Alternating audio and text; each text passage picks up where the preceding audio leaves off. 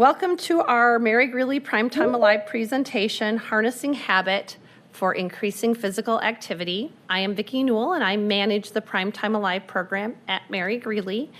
As a reminder, if you want to join Primetime Alive or sign up for a program or would just like more information, you can go to mgmc.org/PTA.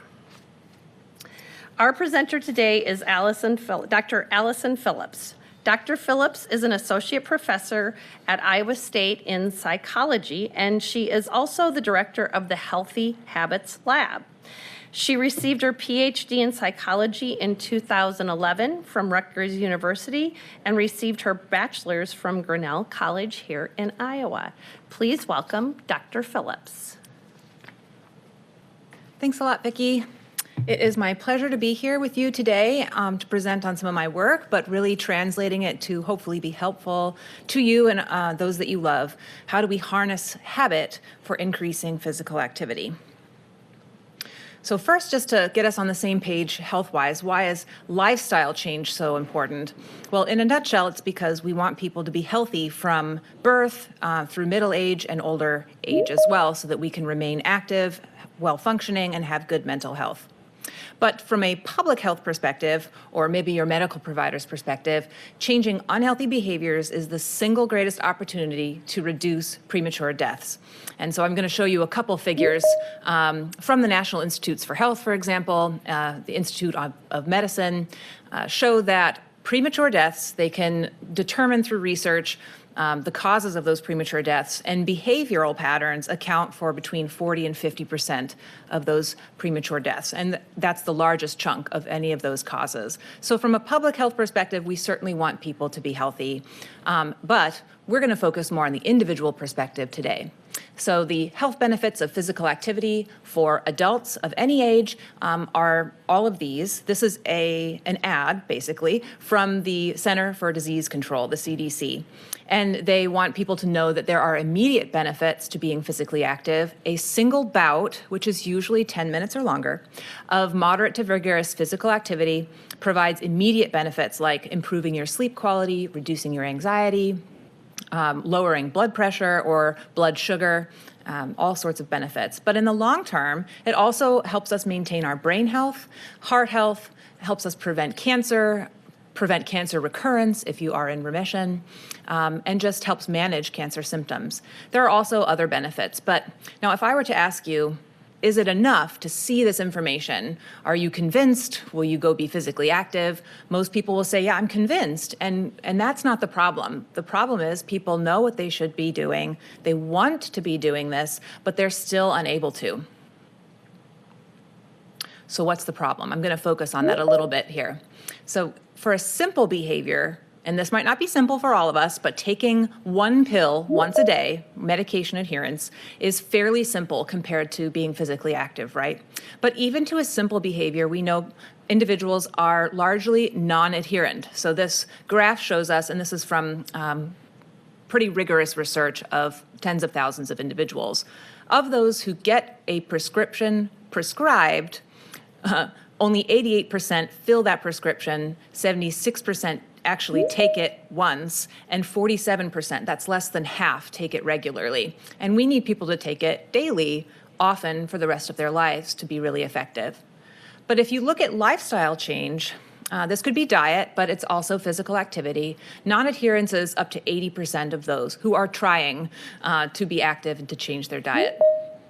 There's a kind of fun tool, although it's also worrisome.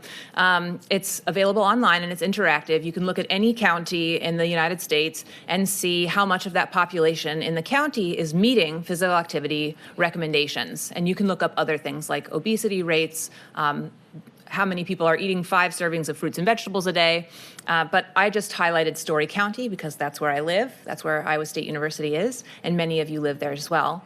And we're at 56.8% of our population actually meeting physical activity recommendations, which, by the way, is 150 minutes of about moderate physical activity per week. So that might be half an hour, 5 days of the week. That's what's recommended for optimal health benefits.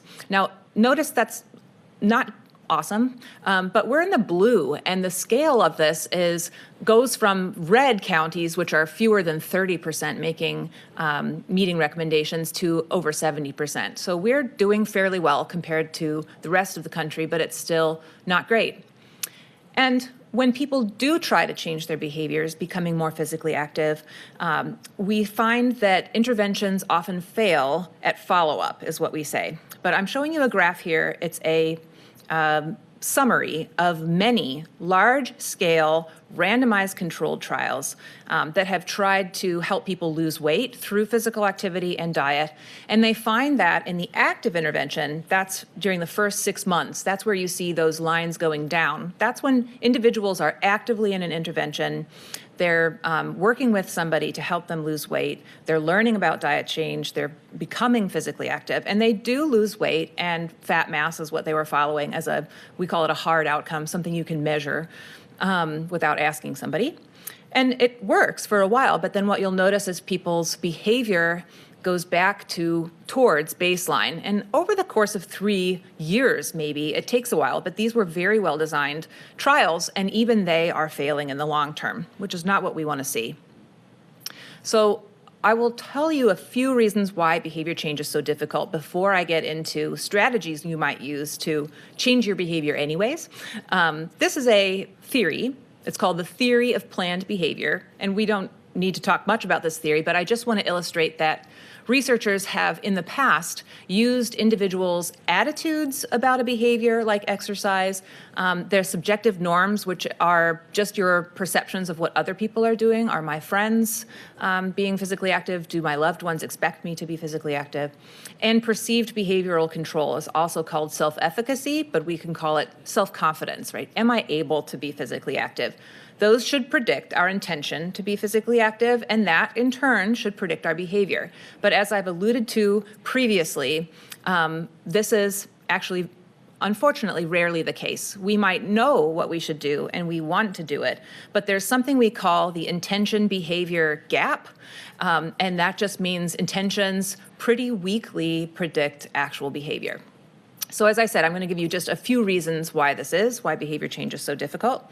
I'm going to illustrate for you something called the preference reversal. So this is what behavioral economists often do. They'll graph people's value for two different things, right? So on the y-axis, we have the force of desire. How much do you want? And what we're comparing here is a smaller, sooner reward, which is chocolate cake, which looks delicious right now, or health, which is a larger, later reward. Like, do you want to aim for your health and functioning and mental well-being, or do you want that piece of chocolate cake? Well, if you ask people at time 1, which I've put here on the x-axis, which is time 1 might be, 3 in the afternoon, or it might be in the morning when you get up. Do you prefer your goal of being healthy, or do you prefer having a piece of chocolate cake? And you'll notice that the force of desire, the want, is higher for that larger, later reward. The line is above that for the chocolate cake. But as time progresses and you get to dinner time, right, you're near the end of dinner, which is when you would normally have dessert, you ask people again, time 2, which do you prefer, what do you want? And reliably, people change or reverse their preferences. Right where those lines cross is where we say preference reverses. And they want that chocolate cake. It's immediate, it's tempting, it's what they usually have at that time, and their larger, later reward becomes less important to them. So at the time they're eating the piece of cake, that's what they want. Similar things happen with physical activity. You might set your alarm to get up early to go for a walk. Your alarm goes off in the morning and you have reversed your preference. You no longer want to get up and go for a walk. You would like to hit the snooze button, especially now that it's cold and dark. Another reason is that our willpower to overcome those preference reversals is a limited resource. And I'm just putting this picture here of a cute kid looking at cookies because there are some really kind of funny but unfortunate studies that you can watch on YouTube of kids in experiments where they're given a cookie or a marshmallow and they're told by the experimenter, okay, if you resist eating this cookie, I will give you a second cookie when I come back. You just have to wait until I come back. And you can watch these videos of the kids. They do all sorts of things to try and avoid eating the cookie. And some kids will like lick it, put it down, pretend they didn't even think about eating it. But the unfortunate part is the researcher doesn't come back until they give in. What they're measuring is how long can the kid last before eating the cookie. And they all give in. Every single one of them gives in eventually. But how long can they last? That's a measure of willpower. Everyone has limited willpower. Some kids are better than others. And anyhow, they're fun YouTube videos to watch. But unfortunately, we all suffer from limited willpower still. The last reason I'll give you for now of why behavior change is so hard is that our past behavior is the strongest predictor of our future behavior. So if you want to change your behavior, you're already working against yourself, basically. So those attitudes and intentions, which we might hold very strongly, often don't predict future behavior. And what happens is we default to our counter-intentional habits, is what they're called in research terms. So if you have a habit of sitting down and watching TV at the end of the day, that's a strong habit. It's hard to overcome that in order to become physically active. So to kind of wrap this up in terms of why behavior change is so difficult, why we can't just focus on telling people it's important to be physically active, this will make you feel better. There are two systems, broadly speaking, that drive our behavior and our decision-making. System one is what's largely ignored in research on behavior change, and certainly ignored in those advertisements from the CDC. This is unconscious emotion. It's very fast. It's involuntary. It's where habits reside, and I'm going to talk about those next. System two is what we think is in control, which is our conscious thinking. It's slow. It's controlled. We follow rules, and that's where we consciously think. We set goals. I'm going to go for a walk every day this week, but unfortunately, system one is also active, and that's where those habits reside. So can we harness this system one? Can we harness habits and actually make them work in our favor rather than against us? So to answer that question, I will tell you first what habits are. This is a more formal definition of a habit, but we'll talk about it. So a habit is a learned or conditioned, those are similar words, same thing. It's a learned association between a context and an action.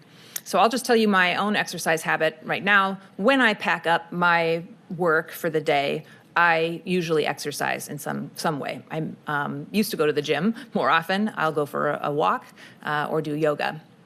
So the context is packing up my work stuff and heading out, transitioning. On my way home, I will get in some kind of exercise.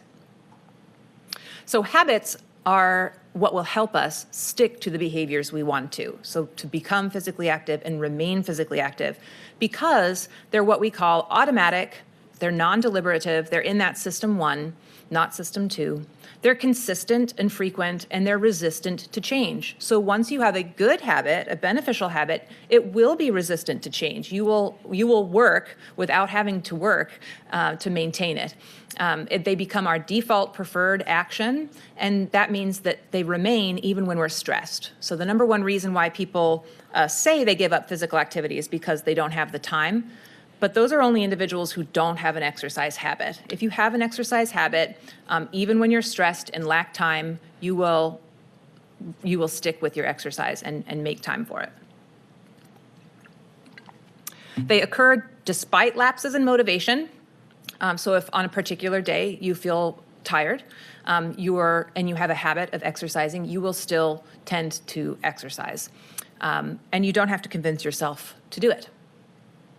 So when you think about something as complex as exercise, we might wonder, can it actually be habitual? I have used Fitbits, pedometers basically, to study individuals' habits, and I'm showing you 4 individuals' physical activity. So each quadrant here is a different person, and the dots represent basically 15 minutes in a particular day. Each row is a day, each column is a particular hour in that day. So I followed everyone for a month. And the 2 people on the left show high physical activity, right? They're generally more active than the people on the right. But 2 of these individuals have what they say are habits and 2 do not. And it might be somewhat obvious that the person with all those red dots has a habit. They are physically active, and I'll just tell you, to get a red dot, you're hoofing it. You're brisk walking at a minimum. You're probably jogging. And they did that at 9 or 10 a.m. pretty much every day of that month. They had a strong habit. But for the other individuals, it might be less clear. Who has a weak habit and who has a strong habit? Like that person in the top right quadrant, they're low in physical activity, but have a strong habit, and it's really hard to see it. So my message here is that it's quite difficult to study physical activity habits, and we generally ask people if they have habits. So that's kind of a disclaimer. It's a difficult construct to study. But if you talk about theoretically, can exercise be a habit? We ask things like, is it an automatic behavior?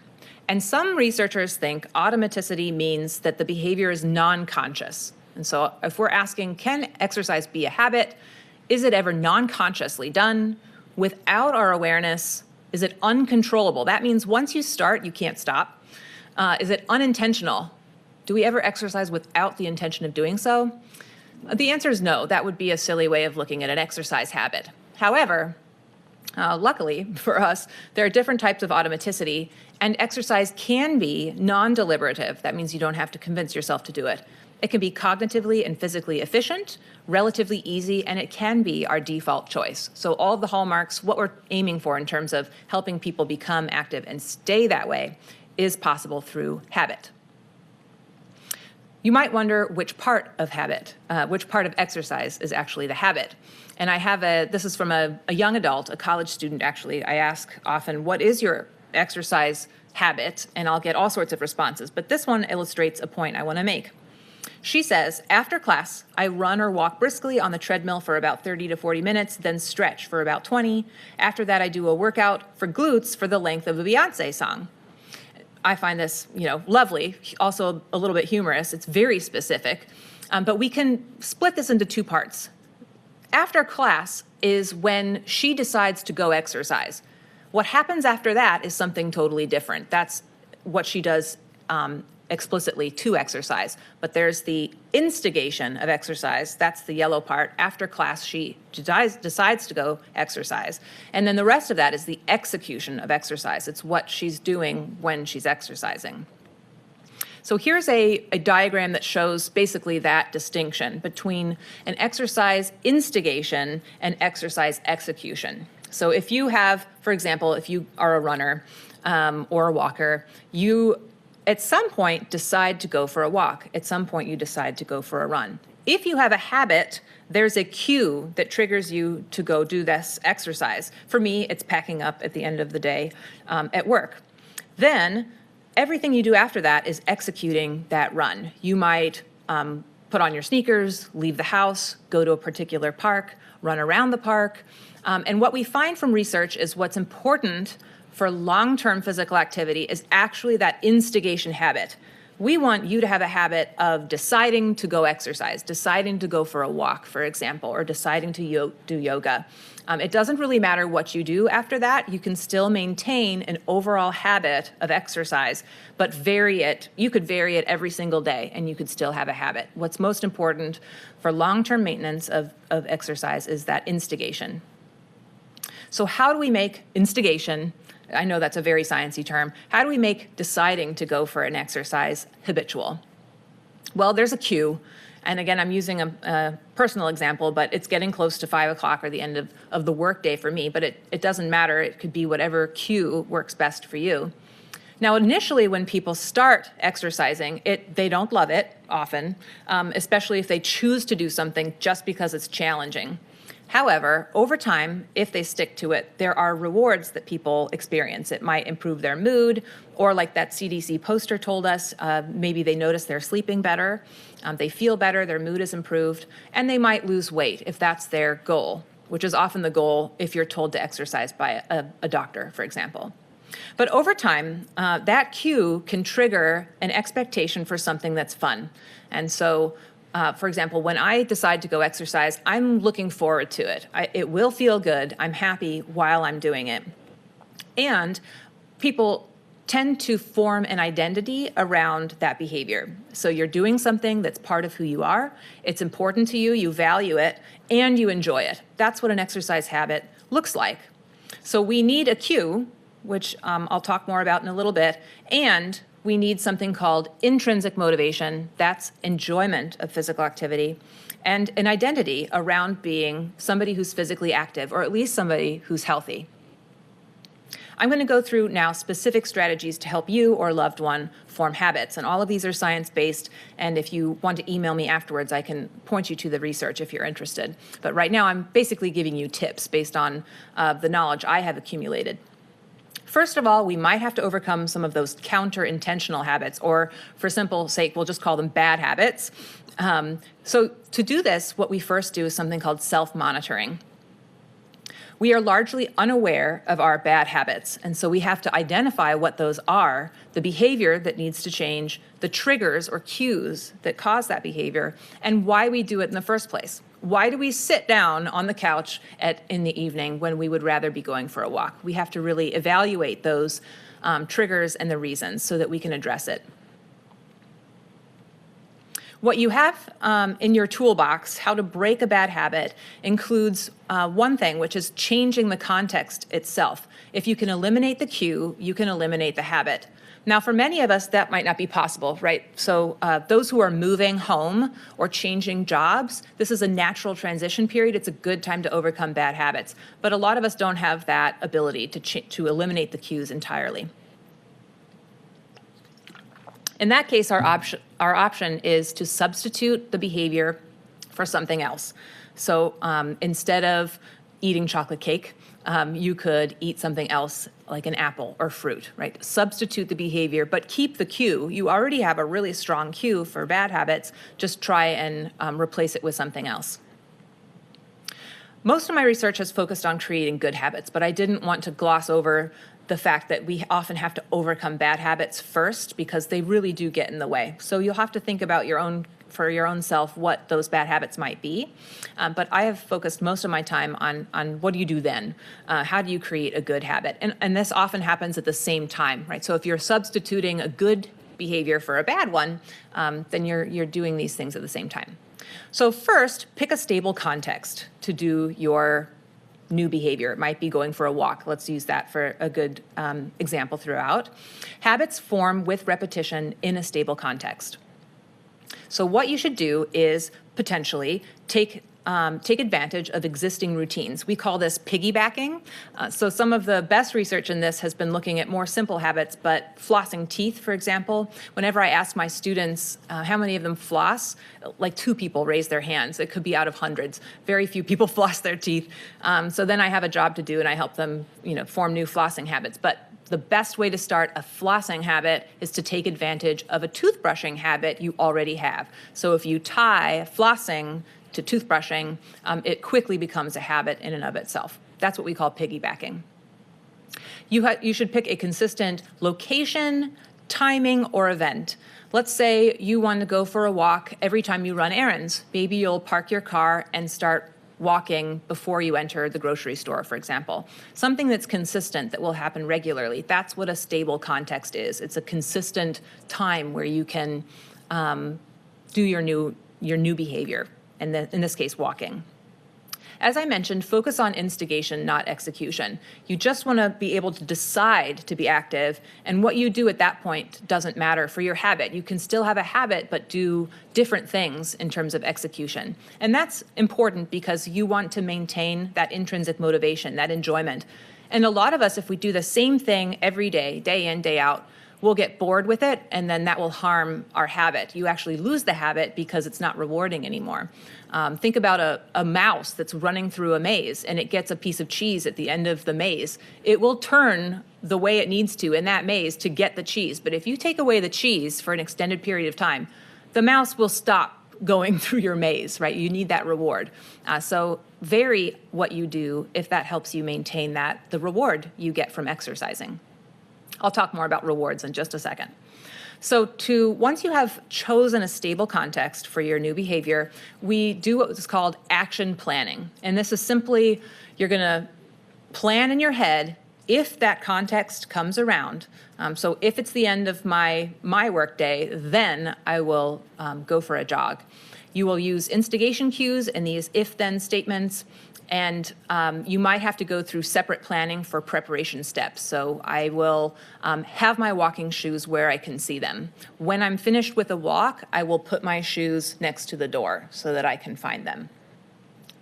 Coping planning is also useful. It's anticipating what barriers might arise so that you can come up with action plans or coping plans if those things should happen. So if the weather is not nice, then I will go for a walk in the mall, or then I will go up and down my stairs safely a few times.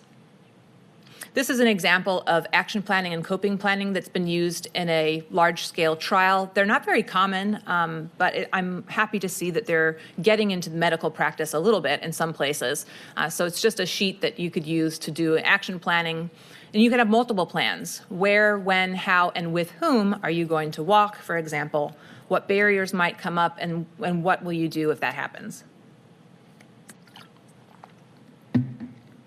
After you go through planning, we want to make these plans as automatic as we can. They're not going to be habits or truly automatic for a while, right? That requires repeating the behavior in context for a few weeks at least.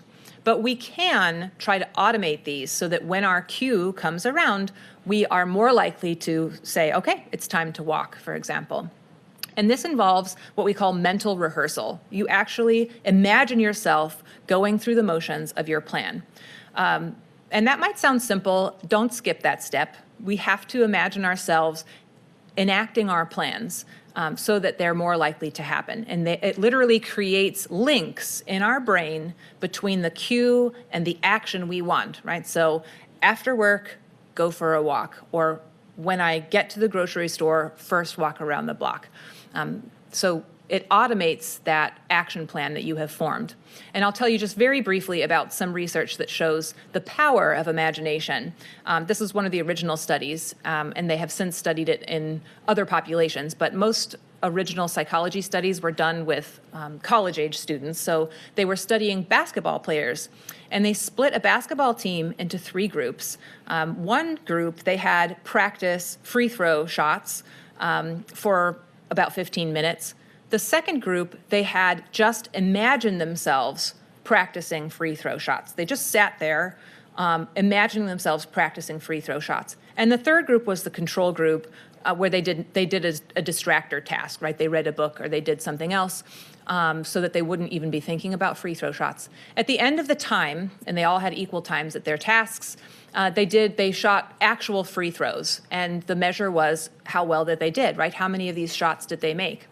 The group that imagined themselves throwing free throw shots actually did just as well as the group that was physically practicing free throw shots, which was surprising, I think, even to the researchers at the time. But by imagining yourself doing that, we have very powerful brains that can do lots of things we don't expect. And imagining yourself going through your action plan and your coping plans will help you stick to them.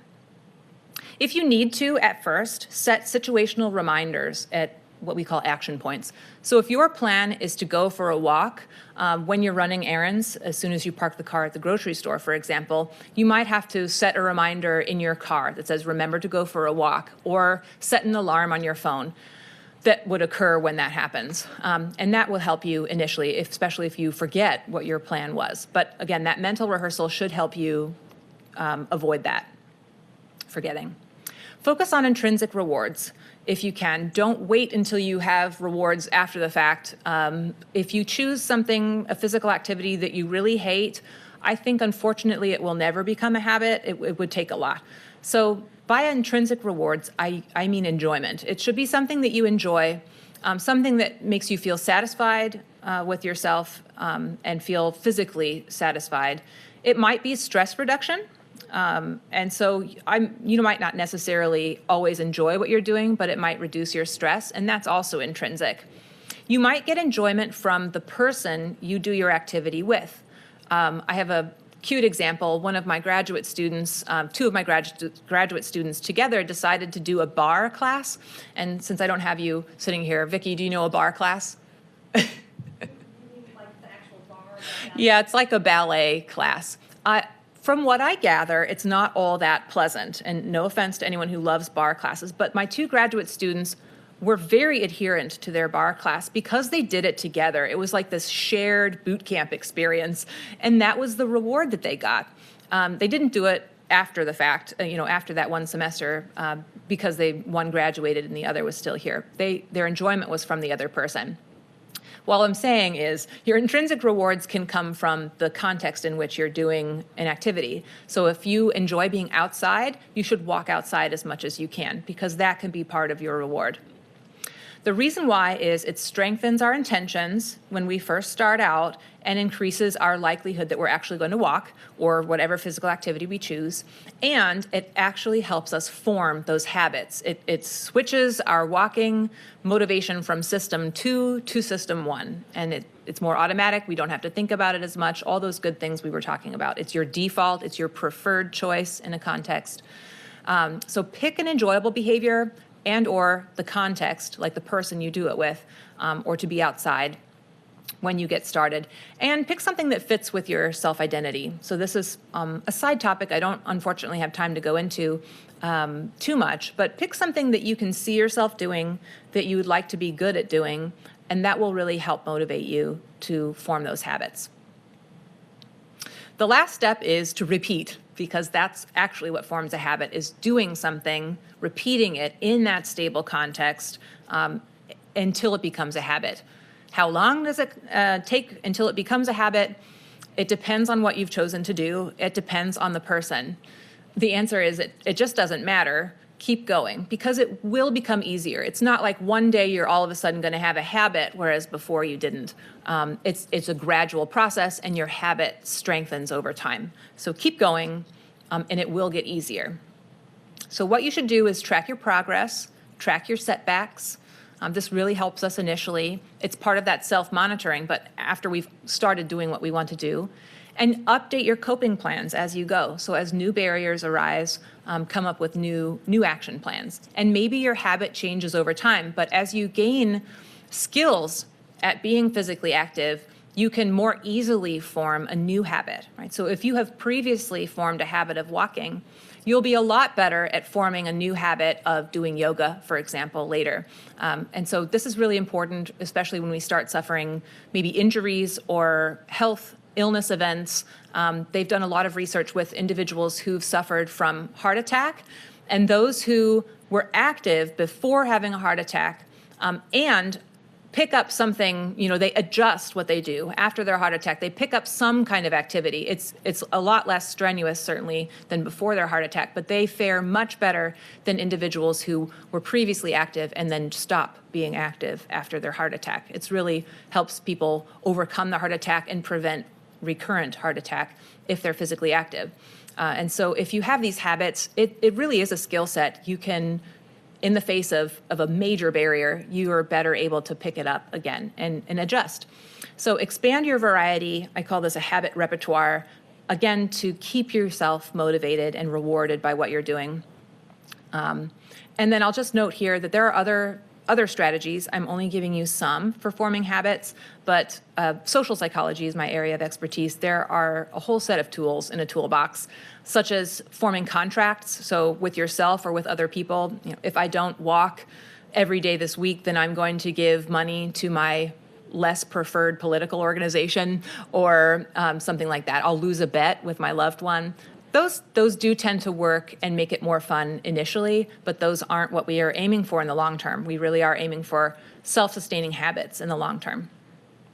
I just want to point out before I finish that there's a program called Walk with Ease, and it was originally developed by the Arthritis Foundation, the National Arthritis Foundation, and we at Iowa State University, there's a whole set of us called U-Turn. It's the University Translational Research Network. I work with mainly individuals in kinesiology, but also in engineering and extension services. We work together basically to take our research and translate it to everyday life. And we have partnered with a nonprofit organization called CHP Community, and we're trying to get this program, Walk with Ease, out to anyone who wants it, basically, but statewide, In the time of COVID, it can be fully online, or groups can form as they want to. But I just want to mention that we are currently doing a study to test enhancements to Walk With Ease. It's already evidence-based. You may have heard of it. I don't know. You did a program on it. Oh, awesome. Vicki says you've done a program on it. And it sounds simple, but it's actually quite effective. And walking is probably the best physical activity we have, especially as for, life transitions and as we get older. And so I'm a big fan of Walk With Ease, but we are also testing enhancements to it. So it's not just for arthritis, but it's for all chronic conditions, and it's for preventing chronic conditions in the first place. But we are supplementing or enhancing it with two things. One, a health coach who uses what we call motivational interviewing. It really helps people find their intrinsic motivation to walk. And then habit formation training. So I've worked with a really excellent grad student, but also a professor in kinesiology. His name's Greg Welk. He's talked here before as well. But on forming these modules to talk about what I basically just gave you, but it would be tailored to Walk With Ease and a little bit longer than the 40 minutes I have with you today on how to form habits. And so we're testing these two different elements, pairing them with the existing Walk With Ease program. So if you're interested, I'm giving you the email here, walkwithese@iastate.edu. That will send an email directly to Nick Lamoureux, who's our graduate student, and he's amazing. He usually does exercise trainings with older adults at the university, and they've actually started those up again, just carefully, with masks and distancing and all at the university. But anyhow, he's helping us run Walk With Ease, so you can just say, hi, Nick, if you email him. It will be him at the other end of that email. But right now they're covering the cost of it, but actually Walk With Ease is the least expensive program out there. It's just the cost of, there's a book that goes with it that's cost $5. But anyhow, the health coaching is free. The habit formation training is free. So if you're interested, I encourage you to at least email Nick at that email address and ask more questions. You can also contact me. Yes, my email is there, alisonp@iastate.edu. And I'm on Twitter, but really I just go on Twitter to observe the world, and I'll occasionally tweet. But if you're on Twitter, look me up. But definitely email if you have any questions. Now, I don't see the chat box, but maybe we'll pull it up if you have any questions for me. I'm very happy to answer them. If you have comments on your own experiences with forming habits and what worked well, I'm also happy to hear that.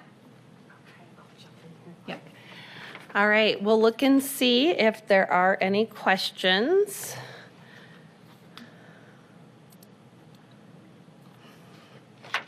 All right. As of right now, it doesn't look like there are, but we will keep that open.